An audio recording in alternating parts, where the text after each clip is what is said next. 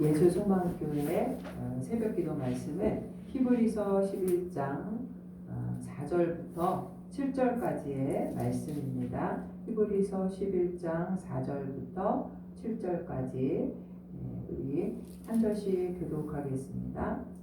믿음으로 아벨은 가인보다 더 나은 제사를 하나님께 드림으로 의로운 자라 하시는 증거를 얻었으니 하나님이 그 예물에 대하여 증언하심이라. 그가 죽었으나 그 믿음으로써 지금도 말하느니라. 믿음으로 에녹은 죽음을 보지 않고 옮겨졌으니 하나님이 그를 옮기심으로 다시 보이지 아니하였느니라. 그는 옮겨지기 전에 하나님을 기쁘시게 하는 자라는 증거를 받았느니라. 믿음이 없이는 하나님을 기쁘시게 하지 못하나니 하나님께 나아가는 자는 반드시 그가 계신 것과 또한 그가 자기를 찾는 자들에게 상 주시는 이심을 믿어야 할지니라. 믿음으로 노아는 아직 보이지 않는 일에 경고하심을 받아 경외함으로 방주를 준비하여 그 집을 구원하였으니 이로 말미암아 세상을 정죄하고 믿음을 따르는 의의 상속자가 되었느니라. 아멘. 우리가 어제는 11장 1절 3절 믿음의 본질, 믿음이란 어떤 것인가를 살펴봤고, 오늘은 그 아브라함 이전에 믿음의 조상들 세 사람, 여기 소개되는 사람이 아벨, 에녹, 노아, 이 믿음의 아벨, 에녹, 노아, 이 믿음의 조상들 세 명을 예를 들어서 하나님, 믿음으로 하나님께 인정을 받은 자들의 예를 들어서 우리가 어떤 믿음을 본받아야 될지를 설명을 해주고 있는데, 4절, 5절, 7절에 공통적인 단어가 있어요. 4절에 첫 번째 믿음으로, 그죠? 믿음으로. 그 다음에 5절에도 믿음으로, 그리고 7절에도 믿음으로, 믿음으로 살았던 사람들의 그 삶, 본받을 사람들, 하나님께 인정받은 사람들 세 사람인데, 믿음으로 아벨은 어떤 거냐면, 아벨은 가인보다 나은 제사를 하나님께 드림으로, 나은 제사를, 하나님이 원하는 올바른 제사를 드렸다는 거예요. 누가? 아벨이 하나님 앞에 인정받는 제사. 그래서 증거를 얻었는데 그 예물에 대하여 증언하심이라. 아벨은 우리가 딱 생각하면 반대되는 사람이 떠오르죠? 형?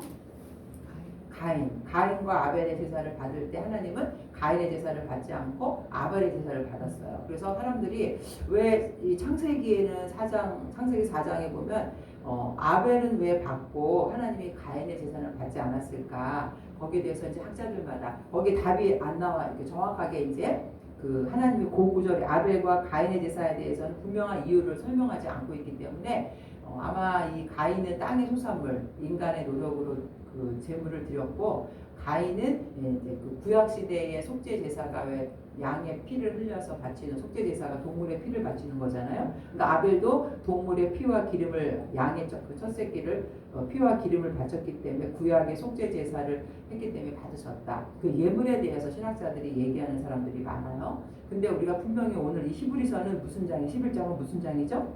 믿음장이에요. 그래서 분명히 여기 답이 나와 있는데, 4절에 보니까 4절에 하나님이, 읽어볼게요. 하나님이 그 예물에 대하여 증언하심이라. 그가 죽었으나 그 믿음으로써 지금도 말하느니라. 자, 뭐로 인정받았다는 거예요? 아벨도 믿음으로써, 아벨의 믿음, 그 믿음으로 드린 제사를 바로 하나님이 받으셨다는 거죠. 하나님 보시기에 여기서 보니까 가인보다 더 나은 제사, 가인보다 더 나은 제사라는 것은 상대방이 가인보다 더 낫다는 의미가 아니에요. 하나님이 보실 때 완벽한 제사였다라는 거죠. 평가를 할 때. 그래서 하나님이 이 아벨의 제사를 인정한 것은 바로 그 예물보다 무엇을 드리느냐가 중요한 게 아니라 그 사람에게 어떠한 믿음이 있는가, 그 믿음으로 드린 제사를 하나님이 받는다는 거예요. 더 구체적인 거는 창세기 4장 7절에 내가 선을 행하면 어찌 낯을 들지 못하겠느냐, 선을 행하지 아니하면 죄가 문에 엎드려 있느니라. 죄가 너를 원하나 너는 죄를 다스리지.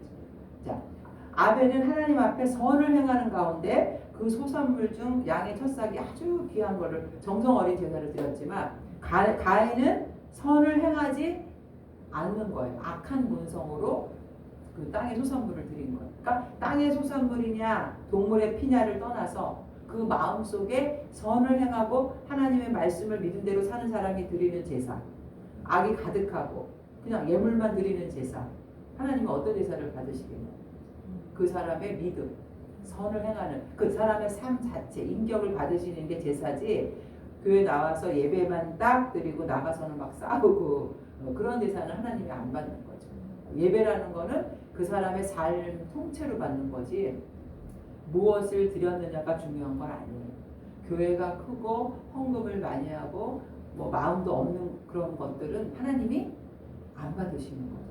그래서 아벨의 제사는 바로 믿음의 제사, 하나님을 온전히 믿는 마음으로 주님을 사랑하는 마음으로 드리는 제사, 그 예배를 하나님이 받으셨다. 그래서 요한일서 3장 12절에도 자기의 행위는 악하고 그 아우의 행위는 의롭다. 그러니까 아벨과 가인의 제사에 대해서 요한일서가 3장 12절이 그 가인과 아벨의 제사에 대한 내용이거든요. 자기의 행위는 악하고 그 아우의 행위는 의롭다. 그러니까 가인의 행위는 악하고 아벨의 행위는 의롭다는 거죠. 하나님이 받으시는 예배는 그 삶의 의로움, 하나님을 기쁘게 하려고 하는 믿음으로 드리. 그래서 하나님은 외모를 보지 않으시고 그 사람의 중심을 보시고 과거의 두렵돈, 작은 돈이라도 정말 자신의 최선의 것을 드리는 그 마음을 보시는 거지. 그 바리새인들처럼 막 손을 들고 거리에서 큰 소리로 기도하고 헌금 그 일부러 소리 내려고 쪼그락쪼그락 막 나는 하나님 뭐 일주일에 2번씩 금식하고 11조를 바치고 이런 건 하나님이 안 받으시는 거예요. 그래서 우리가 정말 이 아벨처럼 믿음으로 삶 속에 선을 행하면서 드리는 제사 예배를 하나님이 기뻐 받으셨기 때문에 바로 우리는 이 아벨의 믿음을 본받아야 된다. 그래서 그가 죽었으나 순교한 거나 마찬가지죠. 잘못해서 죽은 게 아니잖아요. 그 가인의 시기 질투 때문에 죽었으나 그 믿음으로써 지금도 말한다. 그 믿음이 지금도 살아서 우리에게 본이 되고 있는 거예요. 우리가 아벨의 항상 기도할 때 아벨의 제사와 같이 하나님 앞에 연락되게 해주세요. 이렇게 기도하잖아요. 아벨의 이름이 우리의 본이 되고 있죠. 지금도 살아있는 거예요. 죽었지만 본이 되고 있는 거죠. 두 번째 우리가 또 에녹의 믿음을 살펴보면 에녹은 죽음을 보지 않고 옮겨졌다. 하나님이 그를 옮기심으로 다시 보이지 아니하였느니라. 그는 옮겨지기 전에 하나님을 기쁘시게 하는 자라 증거를 받았느니라. 우리가 그 구약에서 에녹 그러면은 이렇게 죽음을 보지 않고 하나님 앞에 승천, 하나님이 데려갔다 그러잖아요. 근데 그 이유가 뭐냐면은 여기 나와 있죠. 하나님을 기쁘시게 하는 자. 하나님을 기쁘시게 했는데 어떻게 기쁘냐면 동행했다라는 거예요.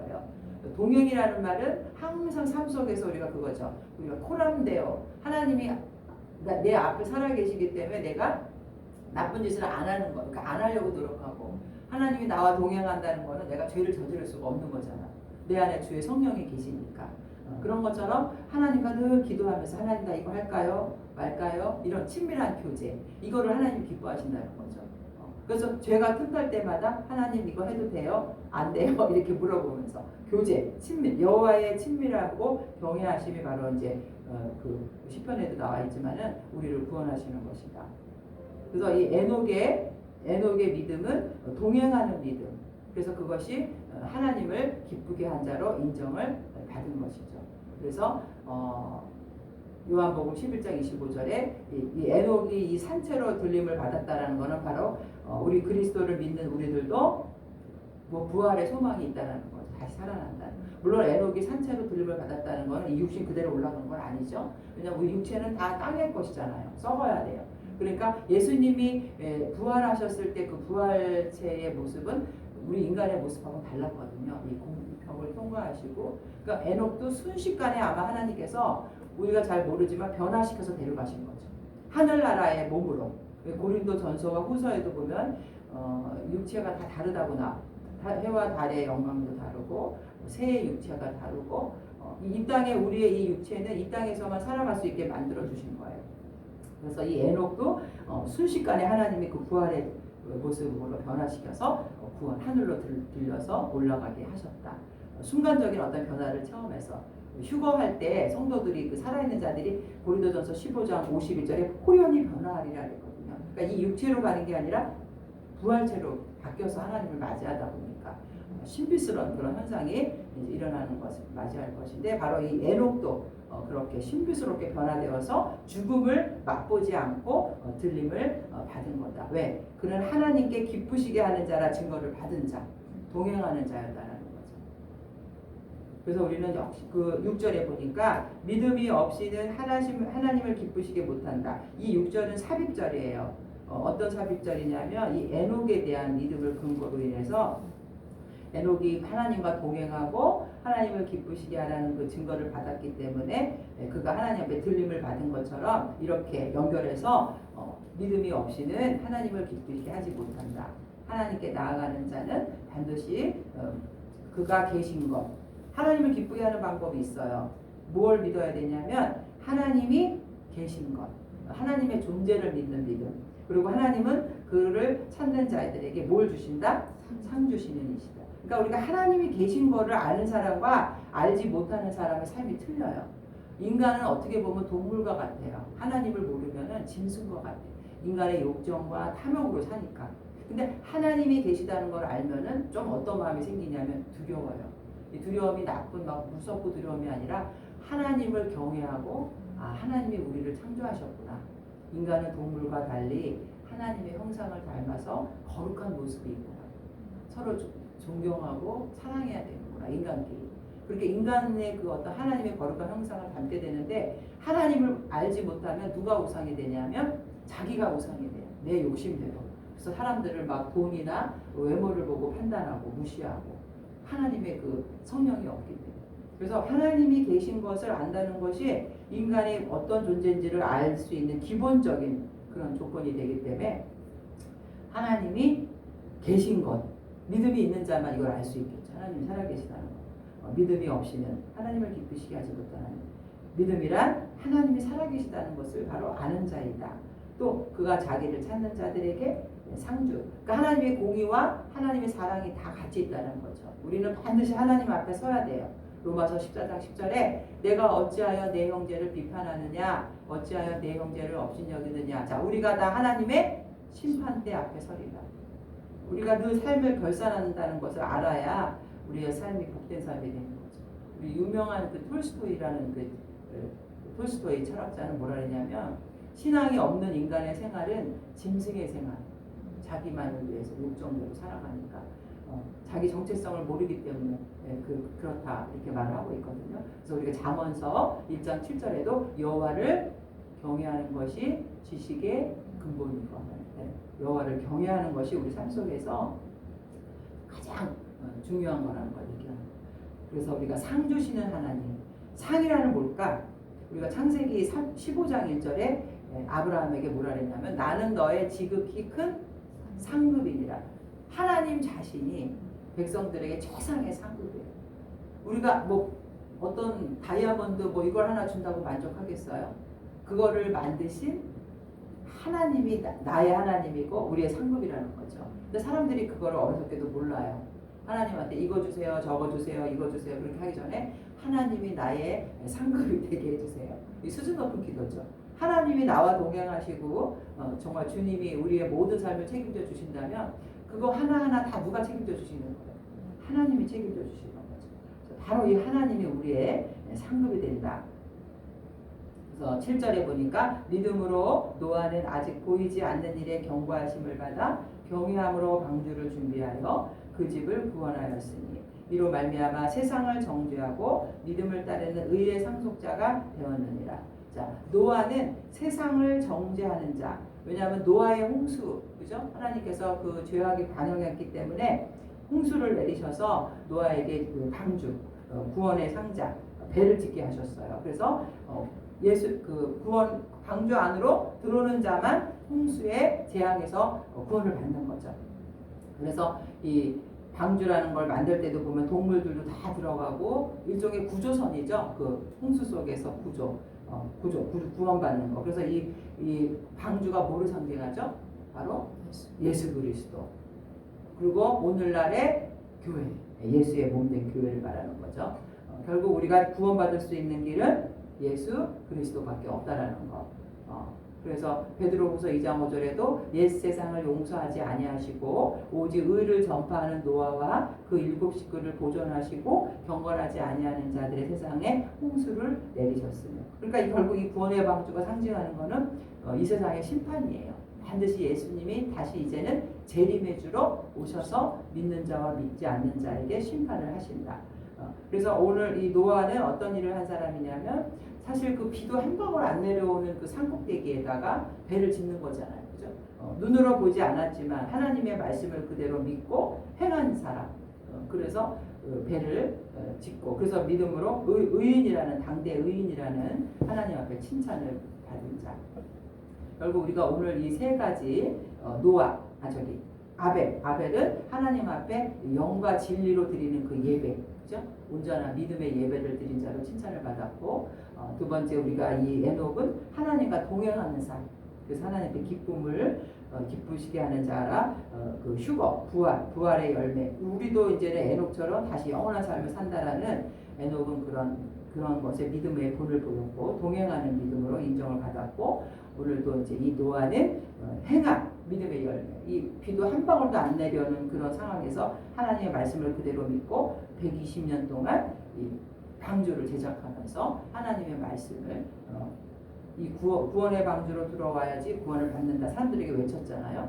이게 어떻게 보면 복음이죠. 구원하는 그 삶 속에서 믿음으로 실천하는 자.